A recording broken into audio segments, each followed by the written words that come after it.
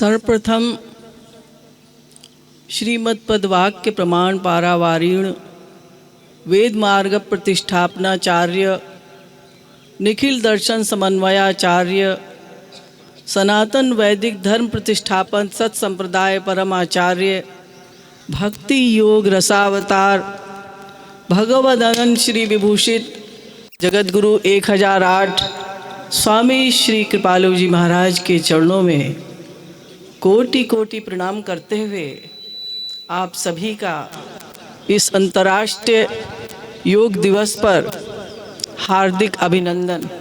हर moment ही, हर क्षण ही एक celebration होना चाहिए। ठीक है, हम लोग अंतर्राष्ट्रीय योग दिवस आज मना रहे हैं, लेकिन हर दिन हर क्षण इतना उत्साह हो हमारे अंदर, इतनी एनर्जी हो कि हम हर क्षण को एक उत्सव की तरह मनाएं। वास्तव में योग क्या है?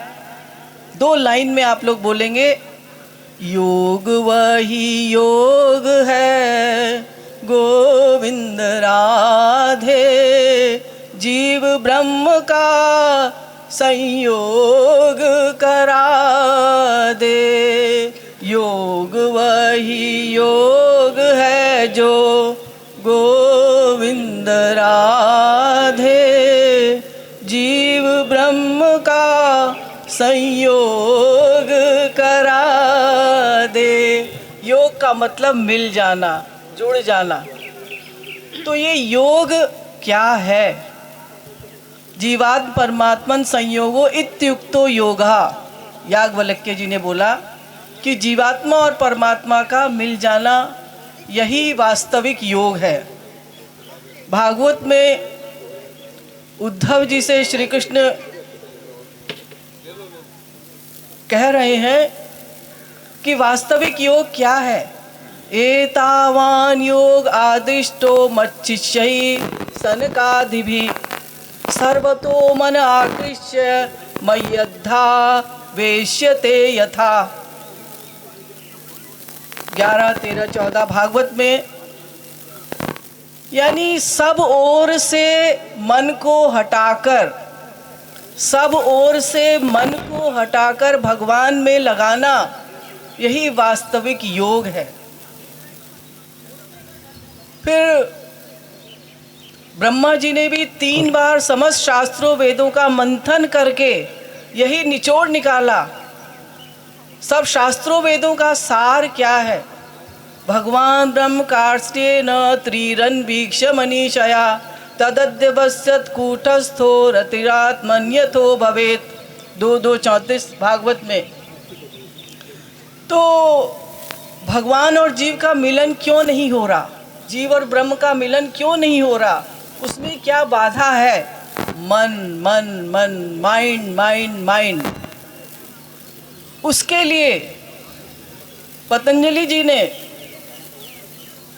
195 सूत्र लिखे, 4 सेक्शंस उसके किए।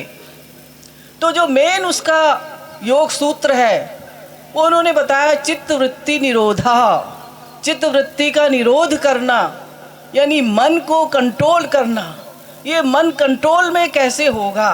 क्योंकि मन बार बार संसार में जाता है। यहाँ आप लोग बैठे हुए हैं, लेकिन मन पता नहीं कहाँ कहाँ जा रहा होगा। थोड़ी देर के बाद अगर मैं पूछूं कि मैंने क्या बोला, हाँ कोई बोल तो रही थी लेकिन कुछ समझ में नहीं आया। क्यों? क्योंकि मेरा मन यहाँ नहीं था। मेरा मन स्कूल चला गया था, कॉलेज चला गया था, घर में था, बाहर था, ऑफिस में था। तो mister mind, your presence is required.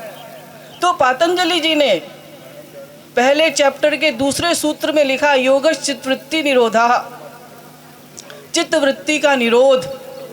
योग के 8 अंग हैं, यम, नियम, आसन, प्रत्याहार, प्राणायाम, ध्यान, धारणा, समाधि। ये 8 अंग हैं।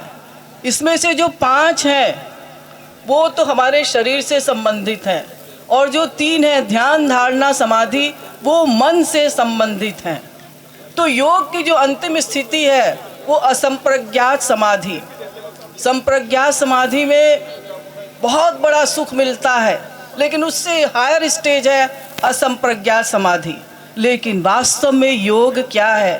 फिर पतंजलि जी ने भी ये माना कि भाई इन सब साधनों के द्वारा मन कंट्रोल में नहीं हो सकता, मन को कंट्रोल करना अत्यधिक कठिन है। ईश्वर प्रणिधानाद्वा 23वें सूत्र में उन्होंने बोला शरणागति, सरेंडर सरेंडर सरेंडर। अर्जुन से जब श्री कृष्ण ने कहा मन मुझे दे दे, मन मुझ में लगाए रहे और युद्ध कर, मय्ये वे मन आदत स्व मयि बुद्धिम निवेशय। अर्जुन ने कहा आपने तो कह दिया एक वाक्य भी मन मुझे दे दे, मन कोई ऐसी चीज़ तो है नहीं, लो ले लो भगवान। चंचलम ही मना कृष्ण प्रमाथि बलभद्रढ़। भगवान से कहा अर्जुन ने बहुत चंचल है ये मन, कहाँ कहाँ चला जाता है। आप लोगों का यहाँ कंसंट्रेशन नहीं हो रहा, योग अवश्य कर रहे हैं लेकिन मन का योग नहीं है। तो वो मन को हमें कंट्रोल करने के लिए अभ्यास करना होगा। श्री कृष्ण ने ये नहीं कहा क्या बकबक करता है, उन्होंने कहा अभ्यासेन तु कौन्तेय वैराग्येन च गृह्यते। अभ्यास और वैराग्य, आप लोग भी यहाँ अभ्यास कर रहे हैं। पहले कोई नया साधक आता है योगा क्लास में तो हाथ भी उठाने में उसको दिक्कत पड़ती है, और कहा जाए पश्चिमोत्तानासन कर लो तो अंगूठे तक उसका हाथ ही नहीं जाता। धीरे धीरे मयूर आसन तक पहुंच जाता है, कटी चक्र आसन तक पहुंच जाता है। तो अभ्यास हमें करना होगा।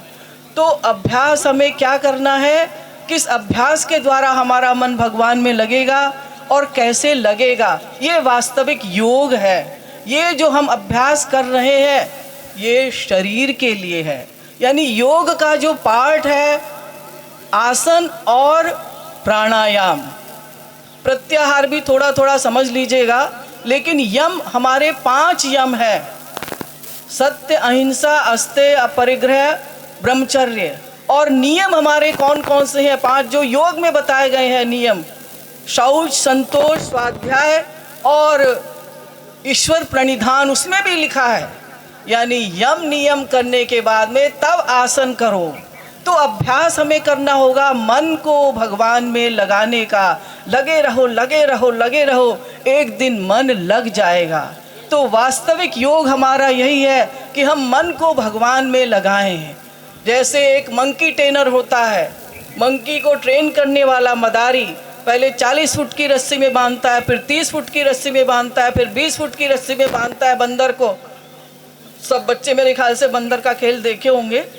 तो जब वो 2 फुट की रस्सी हो जाती है तब उसको बंदर को वो नचाता है। ऐसे बंदर की तरह ये हमारा मन है, इसको लगाने का हमें अभ्यास करना पड़ेगा।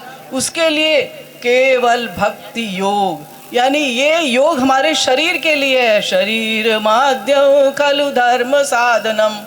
शरीर हमारा ठीक होगा तभी हम भक्ति भी कर पाएंगे। तो योग के ये 2-3 पार्ट्स लेकर हमने ये अभ्यास करना प्रारंभ किया। ये शरीर के लिए बहुत अच्छा है, क्योंकि शरीर अगर स्वस्थ नहीं होगा तो फिर हम बीमार अगर होंगे तो भक्ति भी करेंगे तो हरे रामा यहाँ दर्द हुआ, हरे कृष्णा यहाँ दर्द हुआ, हरे रामा यहाँ दर्द होगा, भक्ति नहीं कर पाएंगे। तो शरीर को स्वस्थ करने के लिए ये योगा हम लोग बोल देते हैं, लेकिन वास्तव में योग का मतलब है भगवान से मिलना, और वो भक्ति के द्वारा ही होगा। अब समय की सीमा है, इसलिए मैं इन्हीं शब्दों के साथ आप सभी से ये रिक्वेस्ट करती हूँ कि केवल ताली बजाने से, केवल आसन करने से, केवल प्राणायाम करने से हमें भगवान नहीं मिलेंगे। शरीर को स्वस्थ रखना आवश्यक है, क्योंकि 10 तरह की बीमारियां नहीं होंगी। आपको मशीन चलती रहे तो वो ठीक रहेगी, नहीं तो उसमें जंग लग जाएगा। लेकिन मन को भगवान से कनेक्ट करना यही वास्तविक योग है। तो फिर से मैं वो 2 लाइन दोहरा रही हूँ।